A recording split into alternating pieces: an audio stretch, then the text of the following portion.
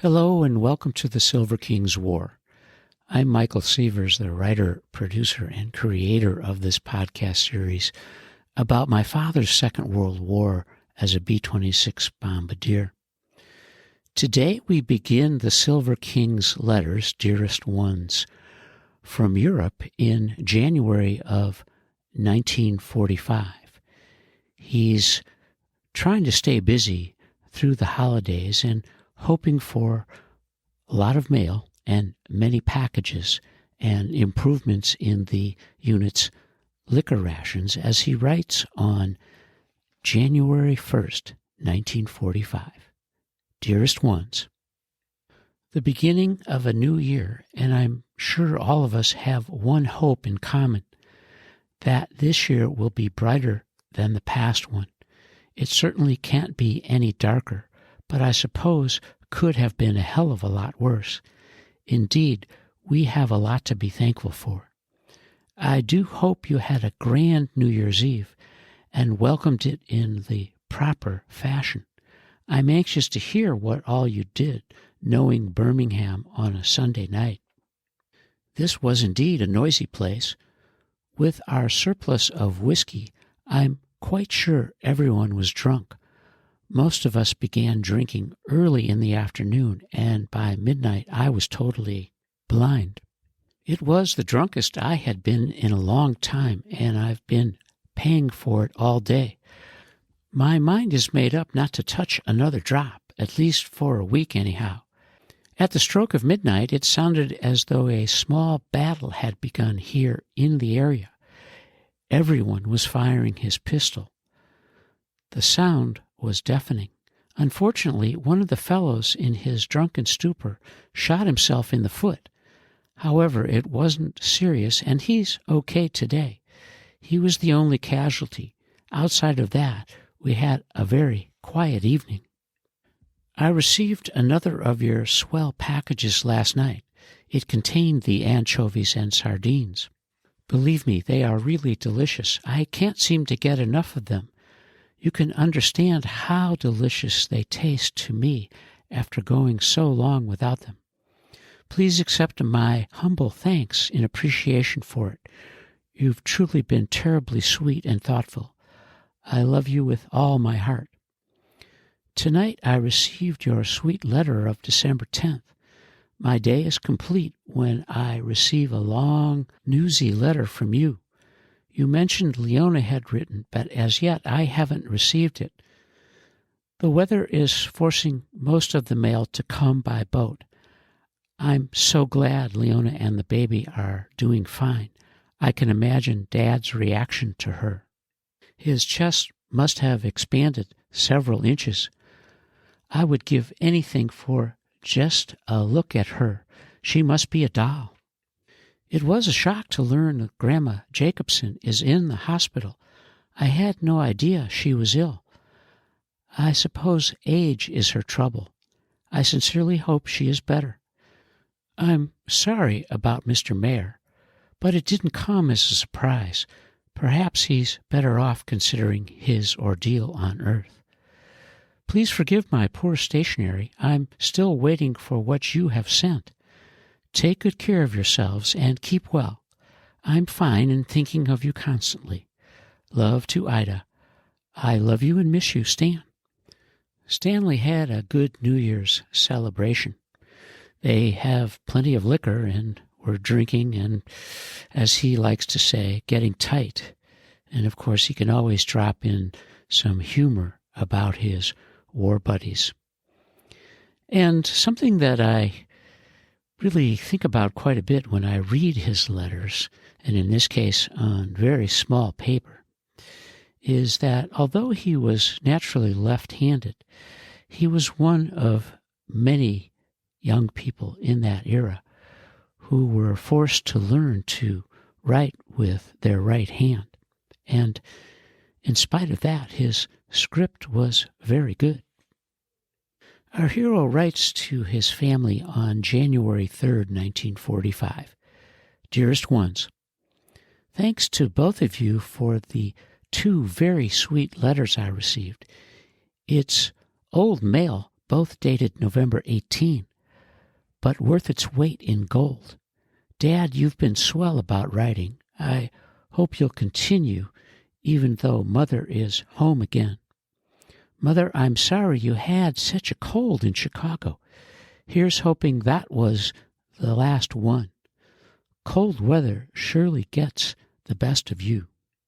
Last night I received another box from you, candy, anchovies, and miniatures. The boxes are arriving regularly and surely are welcome. You've been terribly sweet, needless to say how grateful I am. Just wish the one with stationery would hurry. We have so much stuff now, I won't have to make a request for some time. I suppose the kids are now making plans to visit you.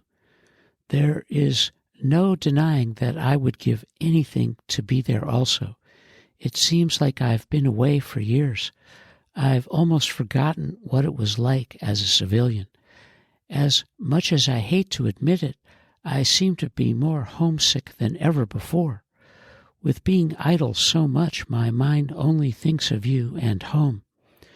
I even dream about it at night. But I'll not complain as long as I am warm and not hungry. I only want you to know that I miss you and love you with all my heart, and I pray God will bless you and guide you always. Please take care of yourselves and keep well, and please keep writing as often as possible. Love to Ida. I love you and miss you, Stan. Our hero, the Silver King, has an understandable case of the post-holiday homesick blues, as he writes to his family on January 5th, 1945.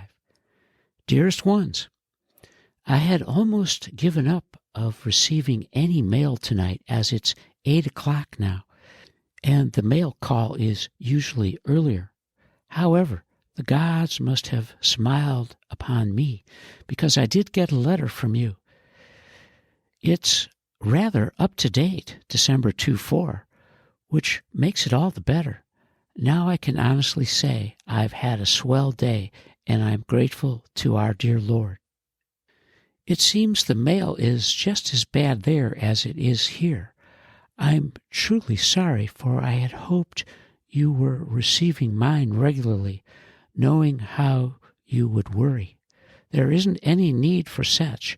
Just remember, it isn't the same as in the States, and you must be patient. I'm so glad you're well, but so sorry you had to spend the holidays alone. You sounded so lonesome in your letter. I'll be glad when the kids get there. That, I'm sure, will drive away your loneliness. I still haven't heard from Leona, so it's a relief to know they are well. However, I'm sorry Grandma is still ill. Yes, Theo wrote of Esther's coming marriage, but nothing more. I can just imagine how excited she will be. As you see from this, your stationery still hasn't arrived. I've been hoping each day, but no such luck.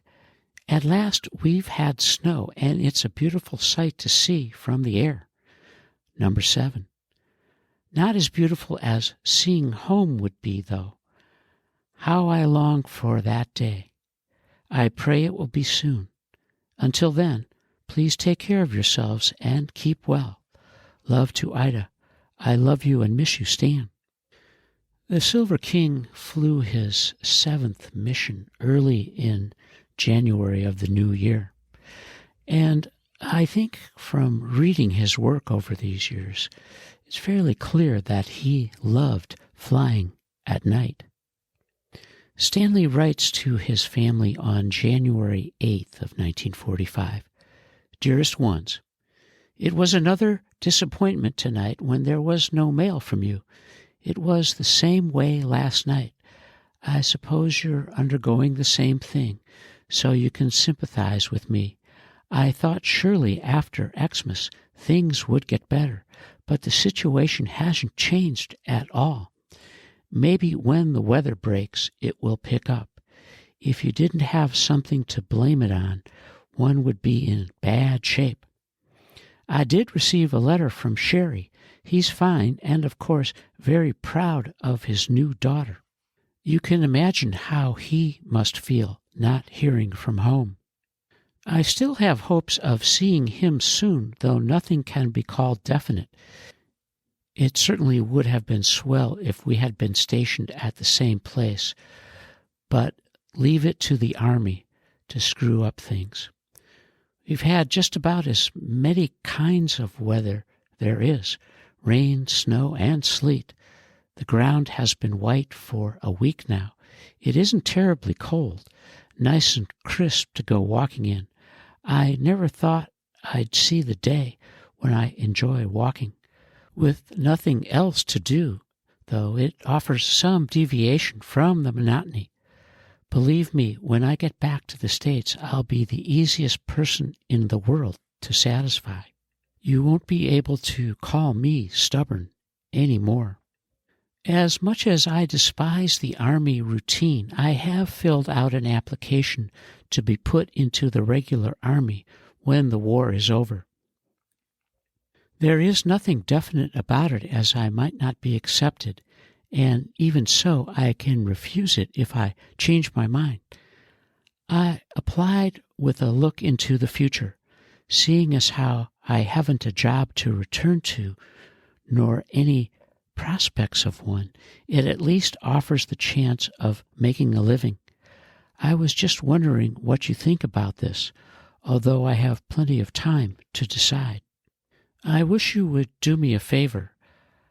I know what checks I've written, but I don't know how you have been depositing my allotment checks. Did you open the 2 accounts, checking and savings, as we had planned? If you did, please let me know the balance in each. Also, did you keep 2 of the checks as I told you to?